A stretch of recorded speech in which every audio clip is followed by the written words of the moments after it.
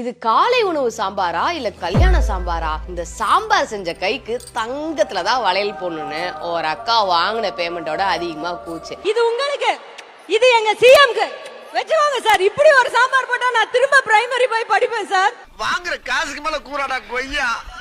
அந்த அக்கா யாருன்னு உங்களுக்கே தெரியும், நம்ம டிடி அக்கா தான். என்ன மேட்டர்னு சொல்றேன். Welcome to the show political talk with Priya. இந்த காலை உணவு திட்டத்தை அறிமுகப்படுத்தினது இவங்க தான் அப்படின்னு ஆல்ரெடி ஒரு ஸ்டிக்கர் ஓட்டினாங்க. ஆனா அந்த காலை உணவு திட்டத்தை கோவிட் டைம்ல அறிமுகப்படுத்தினது அதிமுக காரங்க தான். அதை அப்ப அவங்க பெரிய அளவுல விளம்பரம் பண்ணல. இப்ப அதை திரும்பி இவங்க வச்சுக்கிட்டு பெருசா விளம்பரம் பண்ணாங்க. சரி, என்ன கன்றாவியோ நீ பண்ணிட்டு போன்னு விடலாம். ஆனா கோயம்புத்தூர்ல இருக்கக்கூடிய கவுண்டம்பாளையத்துல மதிய உணவு சாப்பிட்டுட்டு 43 பேருக்கு உடல்நலக்குறைவு ஏற்பட்டிருக்கு. இதெல்லாம் எந்த ஒரு சோசியல் மீடியாலயோ வைரல் ஆகல. ஏன்னா எல்லா சோசியல் மீடியாவுமே இப்போ திமுகவோட கைக்கூலியா தான் வேலை செஞ்சுக்கிட்டு இருக்காங்க.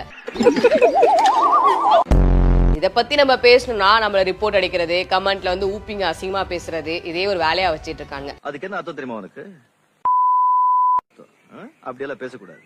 பேசும்போது சென்சார் பண்ணி பேசணும்.